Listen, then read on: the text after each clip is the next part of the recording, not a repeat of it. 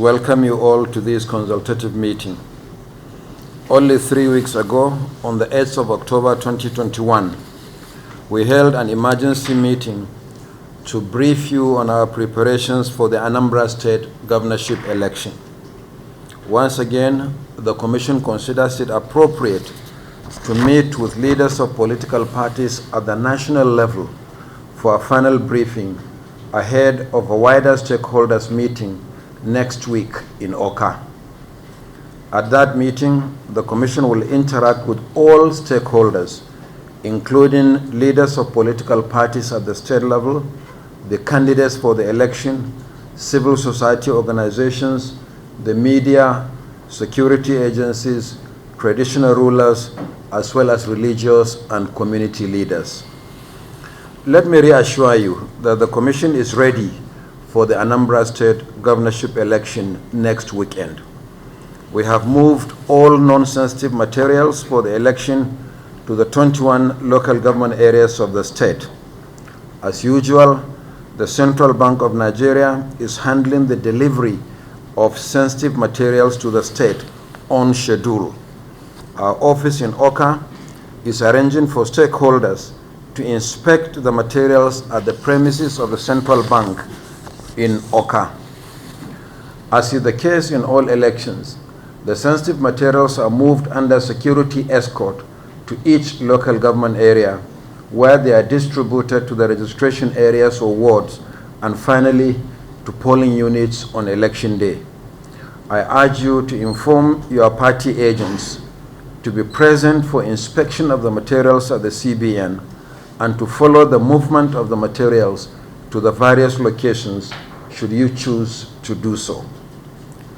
3 weeks ago, the Commission published the register of voters for the Anambra governorship election precisely on the 7th of October 2021, that is 30 days to the election as required by law. Each of the 18 parties was given a soft copy of the entire register. In addition to meeting the requirements of the law, the presentation of the register is significant for another reason. The Anambra governorship election is the first that voting is taking place in polling units since the recent successful conversion of voting points to polling units arising from the expansion of voter access to the polling units in Nigeria. An additional 1,112 polling units were established in Anambra State, in addition to the existing 4,608 locations. This brings the total number of polling units in the state to 5,720. Voters were encouraged to seize the opportunity of the continuous voter registration exercise to transfer to the new polling units most convenient for them. Many did not do so. This can be partly attributed to the security situation in the state, which has affected the Commission's pre-election outdoor activities, including voter education and sensitization. The voters may also have been more circumspect in asking for transfer to the new polling units. At the same time, the Commission did not use its powers under Section 42 of the Electoral Act 2010 as amended to allot voters to the new polling units in order to minimize the disruptions that may occur from such a decision in view of the forthcoming governorship election. Consequently, out of the 5,720 polling units in Anambra State, 86, representing 1.5%, have no voters at all. The Commission will not be deploying personnel and materials to these polling units. Furthermore, 894, that is 15.6% of the polling units, have between 1 and 49 voters. Election will hold in these polling units. Even while we have 1 voter in a polling unit, will deliver personnel and materials to conduct election for that voter. It's the voter's democratic right to vote in election. We will continue to work with all stakeholders to ensure that all polling units have voters allotted to them ahead of the 2023 general election.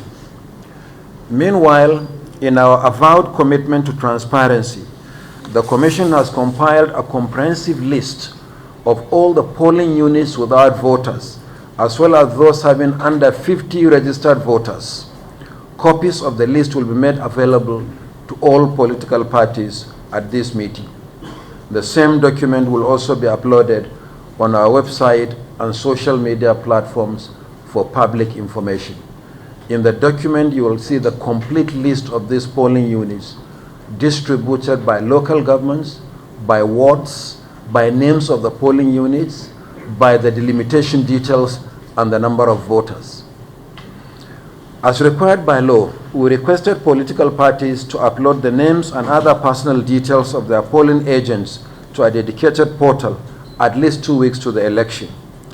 These agents are your representatives at the polling units and the various collation centers. The deadline was October 21st, 2021.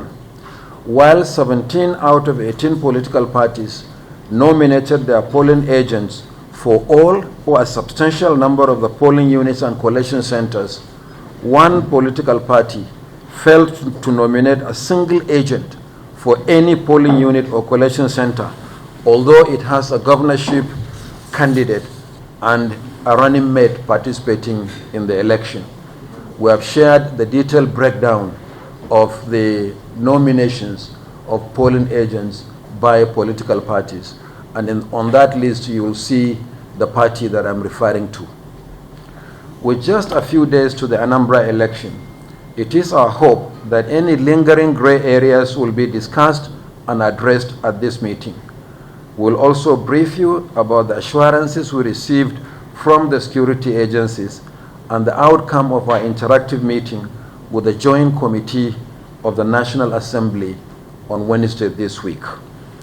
The Commission appreciates the presence of chairmen and leaders of political parties and for honoring our invitation to this meeting despite the very short notice and in the middle of your preparations for the Anambra State Governorship election and other party activities. On this note, I want to thank you all, and may God bless our efforts.